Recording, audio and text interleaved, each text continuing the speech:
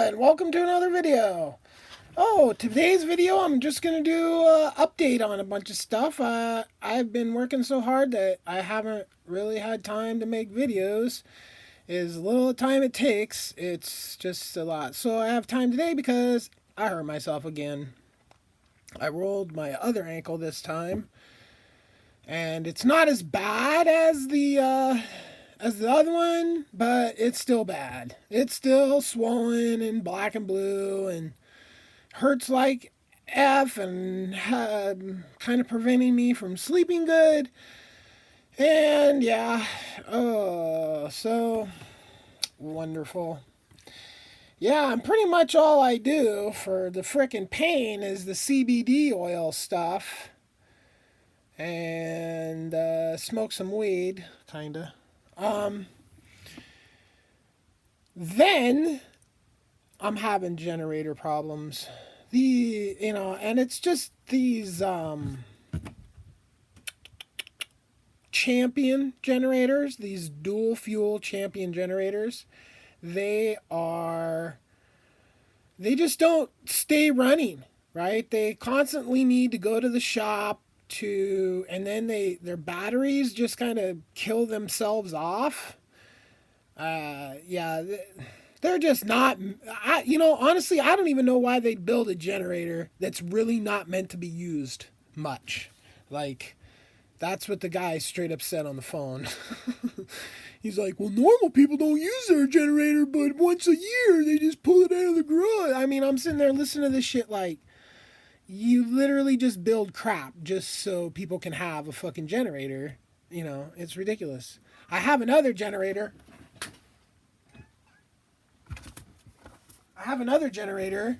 That is a Generac that has never needed to go to the shop, and has been used in the same fashion because when the two propane generators stop working, the gas generator is just always there backing them up.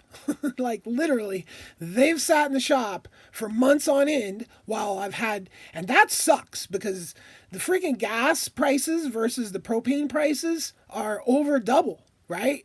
And so I'm just using just a little bit of power when I have the generator on. I mean, it's just basically topping up my battery and like turning computer on, nothing major.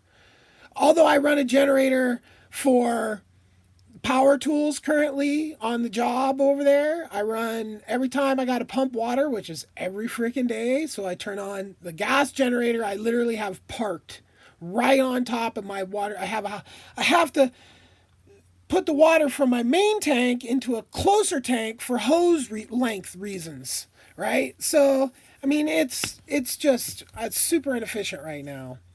So I got a generator sitting there doing that. I got a generator running the power tools. And then I've got this little inverter generator that's supposed to be, and today's cloudy, so the solar's not keeping up. So I had to start the thing to like get a cup of coffee, right? And it blew like crazy last night. And what do I have in a box?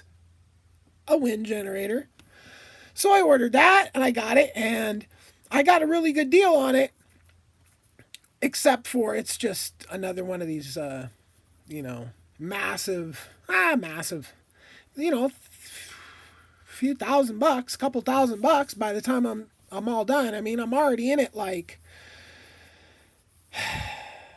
$700 or something so far. So $700, and then once I got all that stuff and assembled and I mean, this thing is literally like you have to strip the manufacturing chemicals off of the body. So it's like a model, basically. You got to freaking clean it, paint it, right? So it's like from scratch. Like what yeah, awesome. But I mean, it's a huge job, and I'm already $700 into the thing. Now I ordered a mount to go up on the roof. So I had been this whole time contemplating buying this pipe from this guy on Craigslist, and then going to this rigging place and buying a bunch of rigging stuff, and then going to the steel fab place and getting a little foot swivel cleat manufactured. And I'm thinking about all this and the time and the money and the running around and all this shit. And then I'm looking on the website, Missouri Wind and Solar, and they've got a roof mount. And I just built a fucking roof, a big, tall, really high up in the air. I mean, it's like 15 feet in the air. So you go that 15 feet, and then I get to go. Their mounting thing accepts a 10-foot pole, right? So that means I'm going to be at 25 feet, easy, done. Once the roof's finished, mounting bracket to the roof, boop, boop, boop. That's done. There's no drilling into the concrete or putting a foot in, putting a pipe in a foot, and then pulling it up somehow, which pretty much everybody uses winches, which I have a come along winch, but I do not have a power winch. Like I see everybody lifting big posts like that with a power winch. So that would probably leave me to like connecting it to the backhoe and then backing up, just holy cow stuff, just like, And still with the pitch of my roof, and once I put steel on it, it's going to be a little sketchy. Although I had this concept, I think last night. So I've got a lot of remnant pieces of the roofing. So the roofing has these humps in it, right? So it's like every foot, I think it's got, metal bent up like this, right? Okay, so what I'm going to do is I have some of these end pieces that I'll just cut out, and I'll have that little thing, and I'll just make myself like a ladder, foot things up that roof that are metal right on top of the metal roof that screw right down into the metal roof and provide me a way to walk up that without, being on a big slippery roof. Although if I slide down onto the shipping container. So it's not, although that's how I did my ankle. I didn't fall or anything. I was just jumping off the roof down to the shipping container, and I just landed just wrong. I'm thinking my boots might, because I rolled my ankle so many times since. I have a feeling these boots geometry is just messed up. Maybe. I don't know.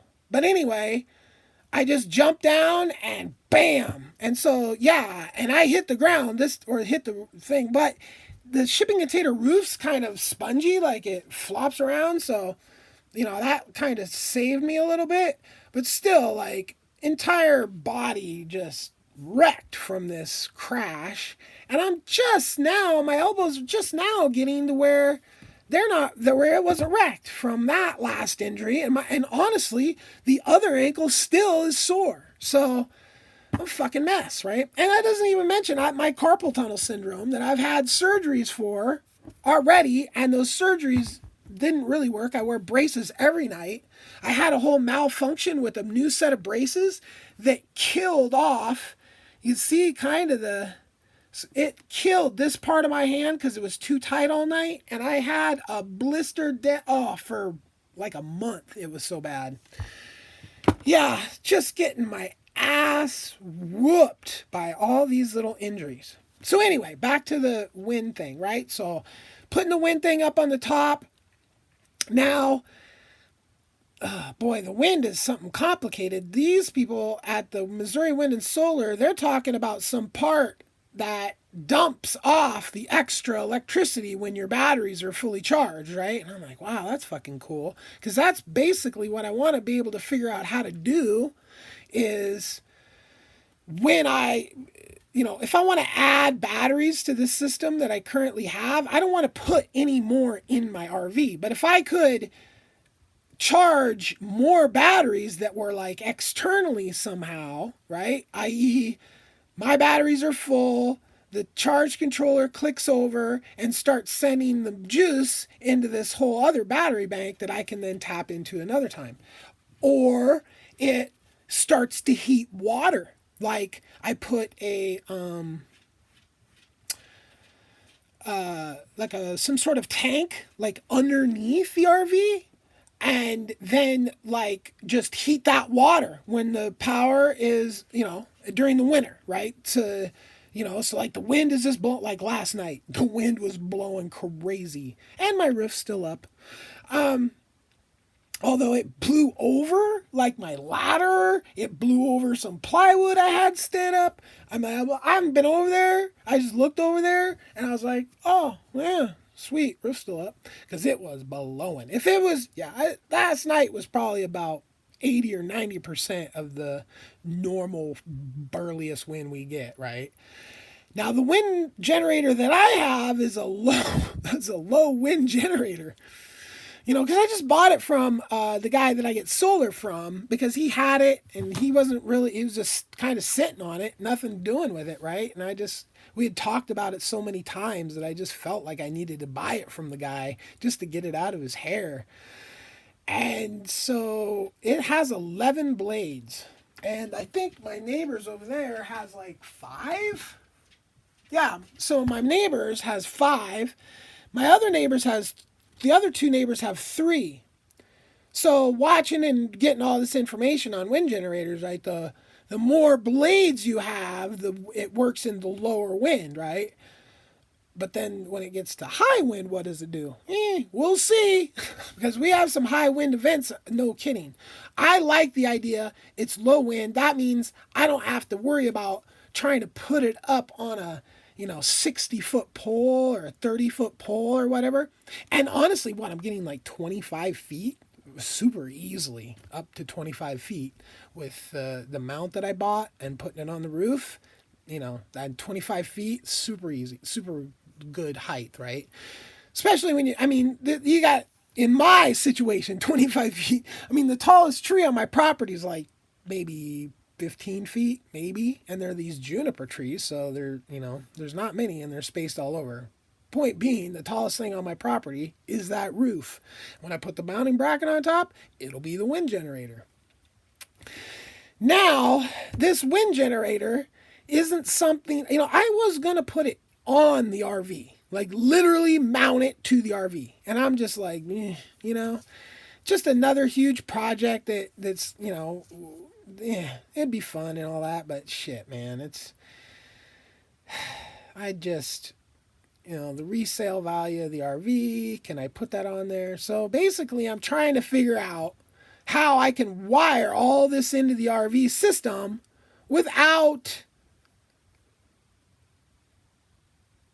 doing really anything to the RV, right?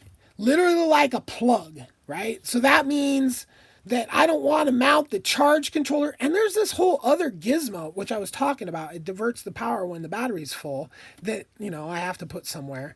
So I'm actually thinking about mounting all this stuff up outside underneath the new roof. So it'll be out of the weather. It'll be in temperature. But this thing literally freaking gives off heat to dissipate the energy. So I don't need, that I'd like to take that heat, but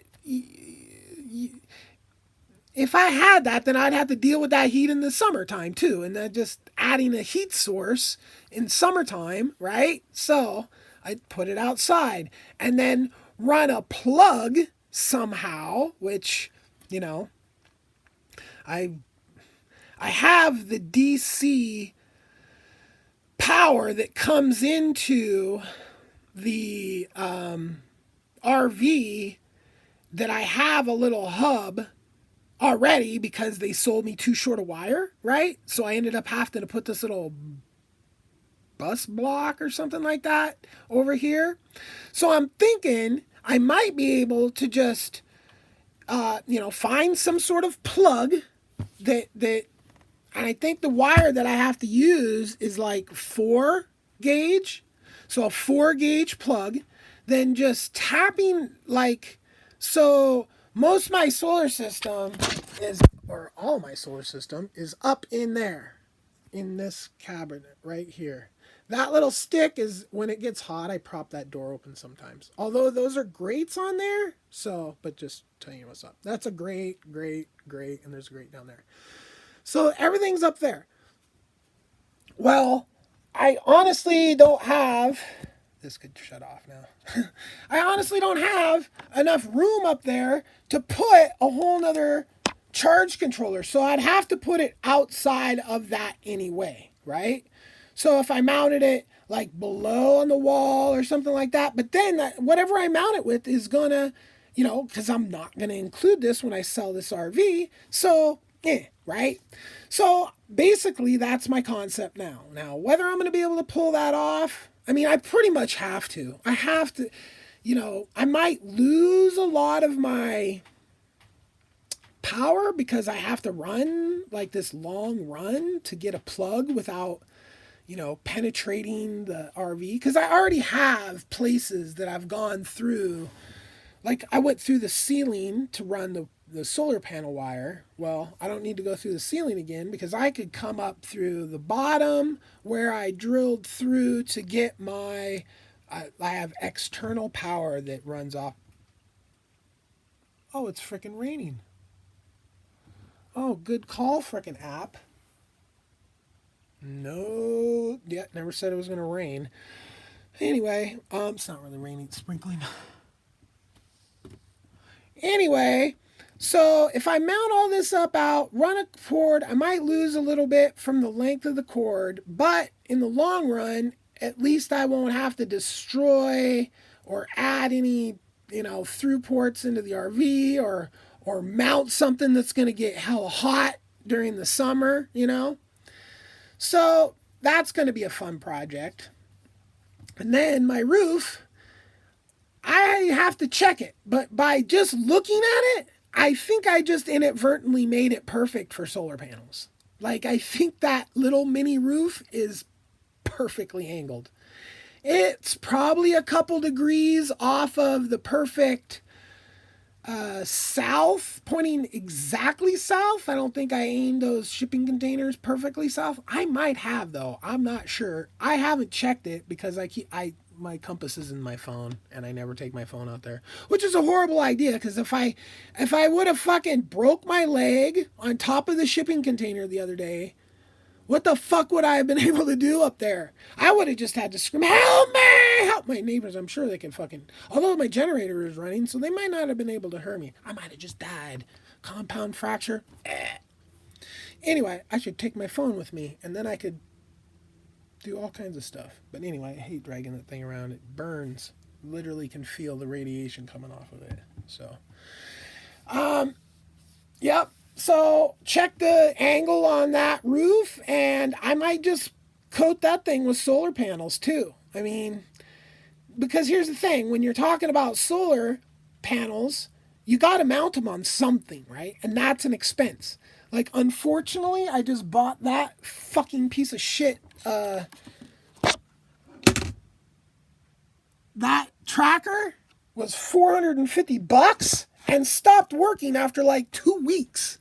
And the fucking company, the solar store, didn't return the email. The fucking company that makes it, basically they said like, fuck you. I could not believe a $450 thing that just stops fucking working. And then everybody that sells it's like, tough shit. What? And these people with the fucking solar store, like my neighbors, I was so excited to meet them, but now it's like, fuck.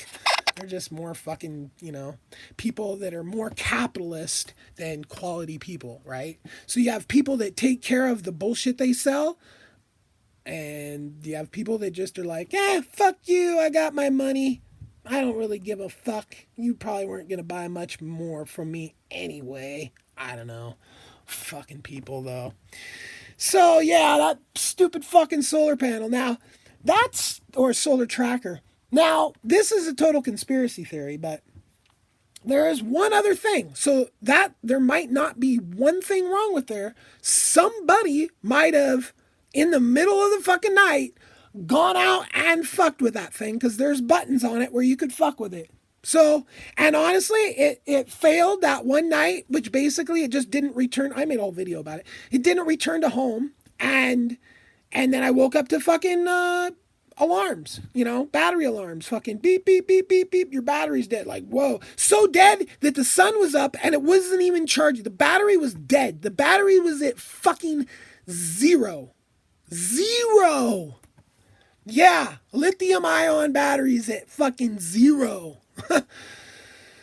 Yeah, they're probably fucked. So the and that's that fucking tracker.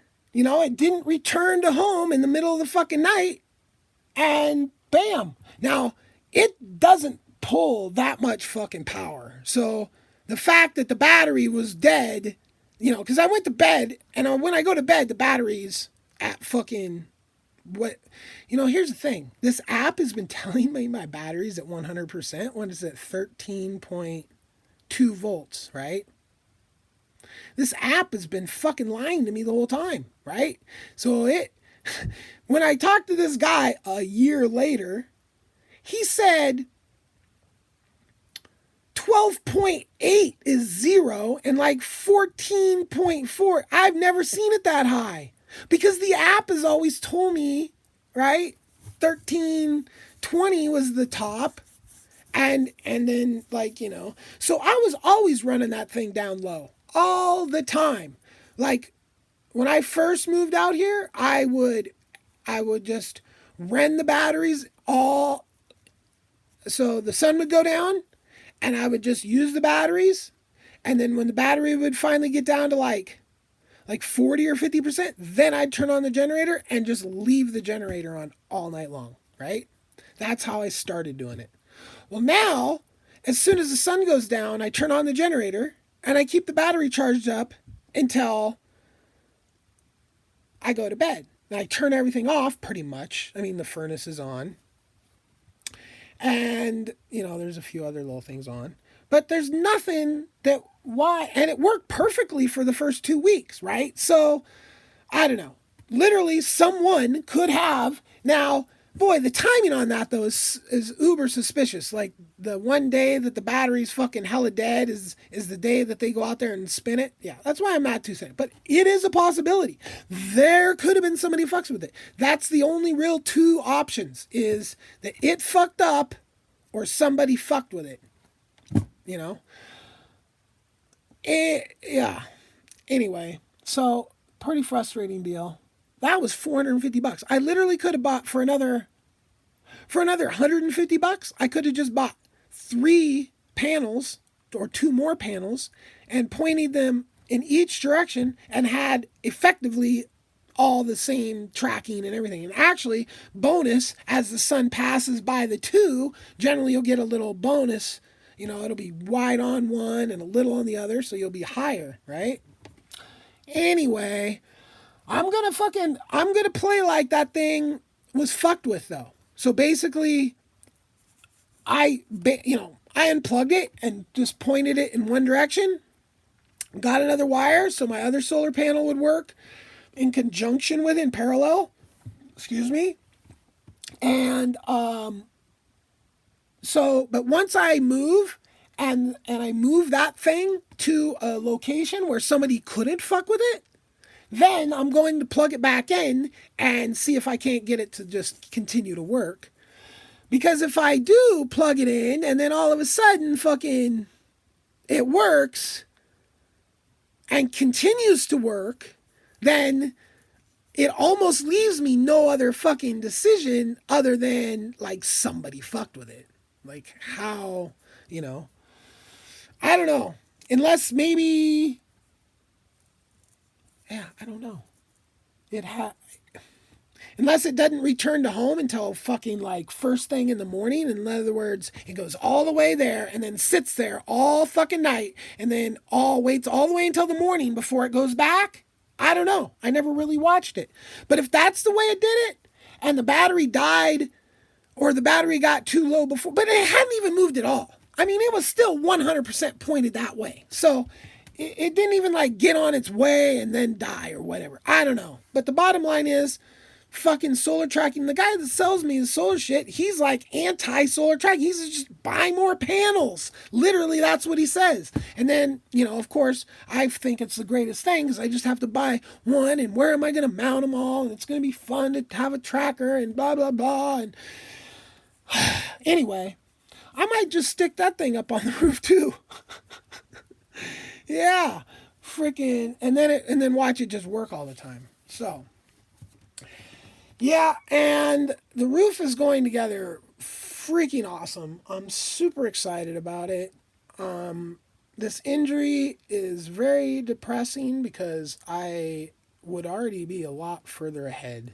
And you know, the day I hurt myself, I almost stopped at one point and it was like I was like halfway done with this. I was a little further than halfway because the part of the project was like getting everything up on top of the shipping container, like my saw and all the materials. So when I put in these little boards in between everything, I could just measure, cut, measure, cut. Didn't have to go down the fucking ladder for everyone or try to write down all the measurements was another option. But I was like, oh shit, what if I put this board in and then that changes the measurement of the one next to it? Now, and then on down the line, I just cut them all. That would just be fucked because they're not consistent. The boards aren't even the same size. So, anyway, I just decided that I was just going to put the saw up there and operate from up there. So that all took me a decent amount of time just to get that taken care of. So then I got half the boards in, and at that point I was like kind of tired, kind of hungry, and I was like, you know, I'm just going to push it. I'm just going to push it. And you know what? I got to about like 4 or 5 boards left and hurt myself.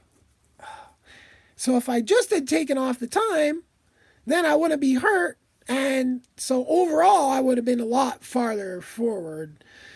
But man, I'm just telling you, getting hurt all the time is just being fucking depressing. Like, damn it. Like, literally, when I was hurt myself, I was laying there screaming, not again, not again, fuck, you know, like, shit, I just don't have time for this shit to be hurt and hobbling and just extreme fucking pain for, you know, at least a week, the pain. Like, I can't even sleep. Like, I get woke up all the time with the foot just throbbing and I bump it. Oh.